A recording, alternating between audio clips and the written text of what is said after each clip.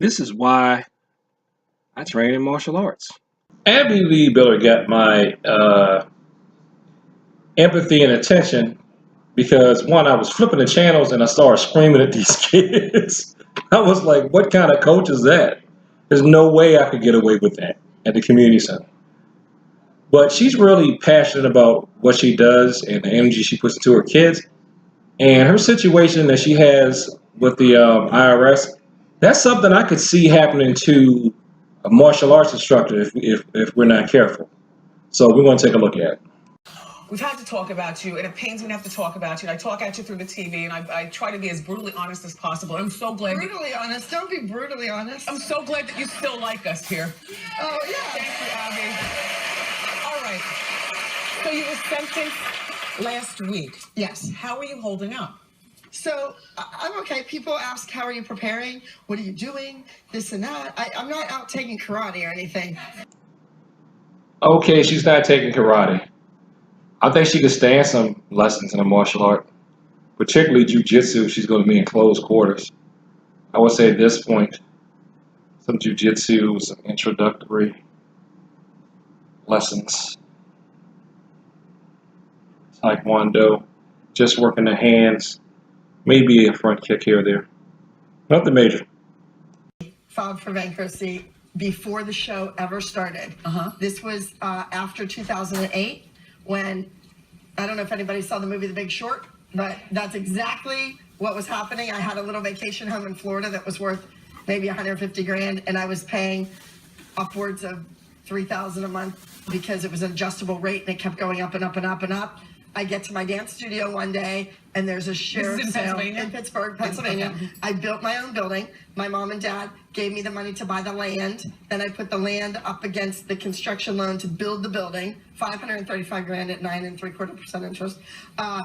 Then my dad took every credit card that he had and maxed them out 10, 20,000 to put the bars and the mirrors and the flooring and the bathrooms and everything in. So we had $1 million into this building in Pittsburgh. It kind of reminds me of somebody building their own dojang or dojo. And it was a thriving community.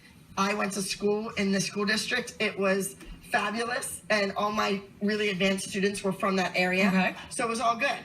And then it went downhill. Jump ahead 20 years, not a good neighborhood anymore.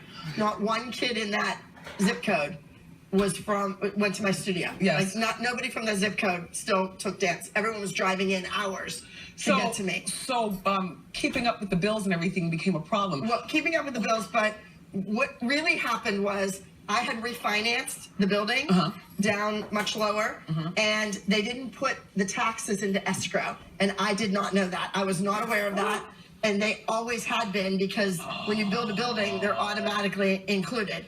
See, that's where we get caught when we're artists and we're artistic and we're creative and we're passionate about the things that we do.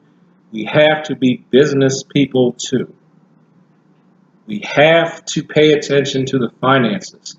And she got caught because they didn't automatically take the taxes out for escrow. I always thought that they automatically did it too. I just learned something. So because they weren't doing that, she started racking up a debt. So I owed $37,000 for this whole entire thing, and me going to jail and all of this is over $37,000. I believe this. You know, I believe this. So then 4 months later, the TV show started. Okay. 4 months.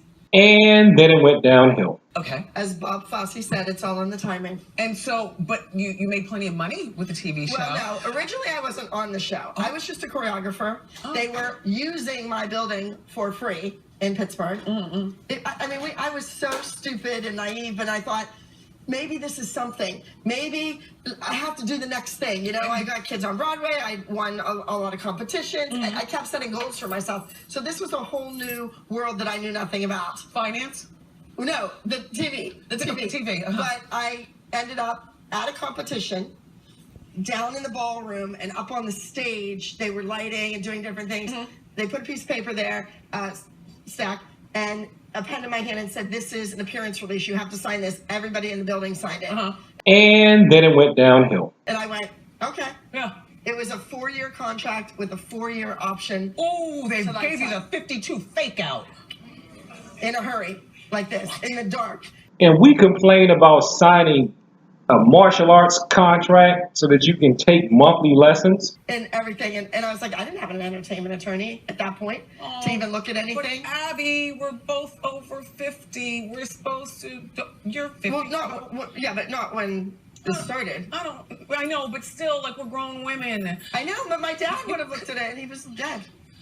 Oh, So, and I mean, that's how I grew up. That's my dad took care of the money and my mom danced and I followed in her footsteps and he was there to make sure the bills were paid. And after that, cautionary tale. Always know something about your finances, girl. Yeah. Let's be sacred. Oh, we love our art, whatever it is, martial or dance. We must be pure and only think about the teaching and not about the money. But you see what happens when you don't think about the money and the finances? It comes back to bite you, either through not turning over a profit so you can actually survive at it. So you got to do it part-time like I do. Or you didn't pay a tax on something that you should have, and then they get you. This is what I was told with the people that I asked. You can't get a credit card machine to rent them in other countries unless you have a bank account in other countries and you rent them from a bank. So everybody who came to see the masterclass and or buy a t-shirt, everything was done in cash? Not everything. Okay. Some of the events, we used a production company over there. It was quite a bit of money, like tens of thousands of dollars. Right. In various Ziploc bags. You had some in your... I was given my bag. Okay, your bag. Yeah, someone handed it to me. And then your people had it. Right. But you're the one who took the fall because it's your event. Yes, and many of the people that the FBI banged on their door at 7 o'clock in the morning and scared the crap out of, the young women who teach for me at my studio, or did teach, they no longer work for me because they were scared to death. So they kind of came out with all this information that really wasn't about the case. I was out of bankruptcy by the time this was all happening. This is just... But if you read that form, and I've read it, they've put it on the immigration projector. form? Yes, and I've read it, and I've read it over and over and over well, it again. says you have over $10,000, and what'd you do, check no? We checked no, we didn't. I had 9 something, and so did everyone else. Yeah, but that was your money. They were just carrying it. Well, Abbie, that's to be... Abbie. I can show you all the mom's 1099s for what they made. So, was it mine? Actually, Abbie, I'm going to give you a big scoop, because your crew's been really nice to me. Okay. Wendy sounds like she want to look at her at this point with that, the thing, you know the thing people do when they turn their head off to the side like this and they poke their lips out because they're looking at you with that skepticism look? Let me see if I can find that little boy doing it. Everybody knows that meme.